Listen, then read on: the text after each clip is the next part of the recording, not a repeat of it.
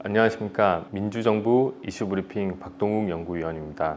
오늘은 지역 밀착형 생활 SOC에 대해 말씀드리도록 하겠습니다. 전통적인 의미의 SOC가 대기업 위주의 대규모 토목 건설이라고 한다면 지역 밀착형 생활 SOC는 도서관, 체육문화시설, 어린이집, 주택 등 지역 주민의 삶의 질 향상을 위한 생활 밀착형 소규모 인프라 투자라고 할 수 있겠습니다. 지난 8월 8일 기획재정부 혁신성장회의에서 10대 지역 밀착형 생활 SOC 투자 확대라는 안건으로 시작되어 8월 27일 경제관계장관회의, 그리고 8월 30일 민선 7기 시도지사 간담회, 8월 31일 도시재생 뉴딜 사업 선정 등 여러 정책과 연계되어 주민의 삶의 질 향상을 목표로 정책이 추진되고 있습니다. 9월 4일 서울 구산동 도서관 마을에서 문재인 대통령께서는 생활 SOC는 사람에 대한 투자이며 지역에 대한 투자라고 강조하셨습니다. 그럼 생활 SOC 추진 배경 및 목표에 대해 말씀드리겠습니다.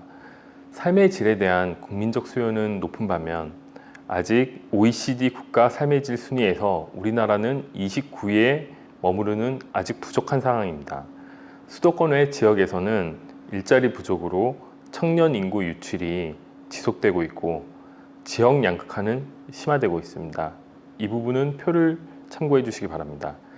이에 생활 SOC를 추진하여 사람, 지역 중심으로 생활 인프라에 집중 투자하고 삶의 질 향상, 일자리 창출, 지역경제 활성화라는 세 가지 효과를 목표로 하고 있습니다.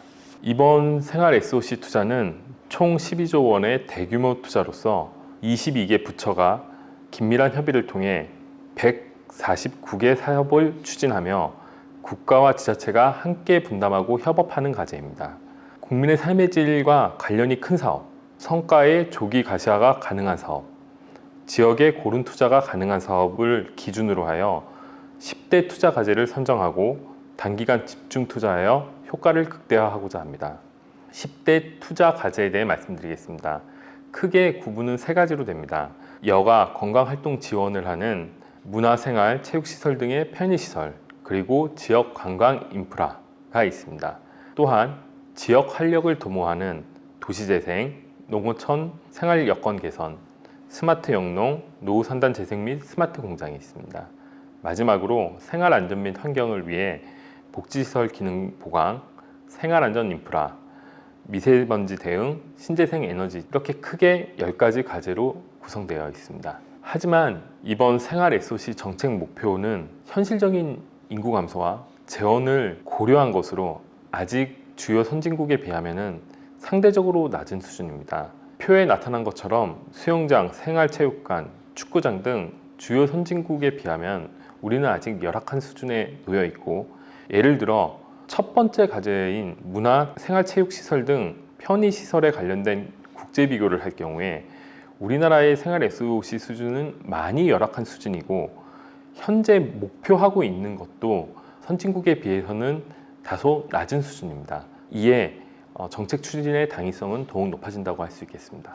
향후 지역 밀착형 생활 SOC 정책의 유의점은 세 가지로 볼 수 있겠습니다.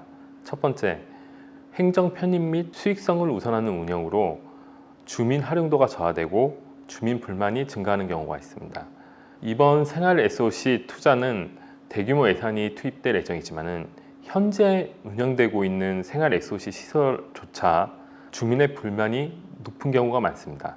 예를 들어 이용자가 가장 많은 주말에 운영을 안 하는 경우, 신규 등록을 위해서는 새벽부터 줄을 서야 하는 등 현장 접수가 진행되는 경우, 자치단체의 직영으로 전환된 후에 서비스 수준이 저하되는 경우, 특정 단체 또는 지역 동호회의 독점으로 인해서 시설이 사유화되는 경우, 이런 여러 가지 현재의 문제들이 많습니다. 이는 행정 편입 및 수익성이 우선이 되어서 주민 활용도가 저하되고 있고 주민의 불만이 높아진 경우로 생활 SOC 예산이 추가 집행될 시 사전에 조율이 필요한 사항입니다. 두 번째, 방치된 유휴공간 및 분절된 생활 SOC가 존재합니다. 현재 생활 SOC 활용 측면에서 유휴공간 및 시설을 새로운 기회로 본다면 적극적인 활용을 통해 미관 개선 및 커뮤니티 공간 확보 및 단절된 지역사회 연결 등 지역 활성화의 순기능으로 활용될 수 있습니다. 초고령 사회를 경험하고 있는 일본의 경우 일부 시설을 거점화하고 기능을 복합하여 생활 SOC 활용을 극대화하고 있습니다. 세 번째, 복지의료 부분은 여전히 지원이 미비하고 소외 지역은 여전히 존재합니다. 예를 들어 지역 거점 병원, 커뮤니티 케어, 아동센터 등 복지의료 부분의 예산이 3천억입니다. 생활 SOC가 추구하는 철학이 국민이면 기본으로 누려야 될 일상이라는 점에 있어서 복지의료 부분에 이렇게 낮은 예산이 배정된 부분은 향후 강화돼야 될 것입니다. 또한 국토연구원 보고서를 볼 경우 전국의 영유아 인구 중 1.8%가 보육시설을 이용하기 위해 2.5km 이상을 이동해야 되는 것으로 나와 있습니다. 또한 지역적으로 전북의 진안군 같은 경우 전체 주민의 17.5%가 10분 내에 도달할 수 있는 생활 SOC 시설이 1개 미만으로 파악되고 있습니다. 이에 생활 밀착형 생활 SOC 정책에 대한 제안을 3가지 하려고 합니다. 첫째, 자치분권 시대에 맞는 주민 중심의 생활 SOC 운영입니다. 지역 밀착형 생활 SOC의 목표는 주민의 삶의 질 향상이라는 점을 분명히 해서 현재 존재하고 있는 생활 SOC부터 주민 활용도를 높여야 할 것입니다. 중앙정부, 자치단체, 주민 3자 간의 협력 거버넌스를 구축하고 독점을 견제하고 더 많은 주민들이 활용할 수 있도록 추진해야 할 것입니다. 또한 주민 사용 중심으로 운영을 추진하면 생활 SOC 관련 고용 및 인력 양성까지 도모할 수 있다고 생각합니다. 둘째, 효율성을 위한 복합화 및 유휴공간 활용, 형평성을 위한 소외 지역 지원 강화입니다. 수요가 집중된 거점 지역에는 생활 SOC를 복합화해서 예를 들어 커뮤니티 케어, 아동센터 등을 함께 넣으면 활용도를 높일 수 있고 유휴공간 같은 경우 리모델링을 통해 생활환경 개선까지 도모할 수 있습니다.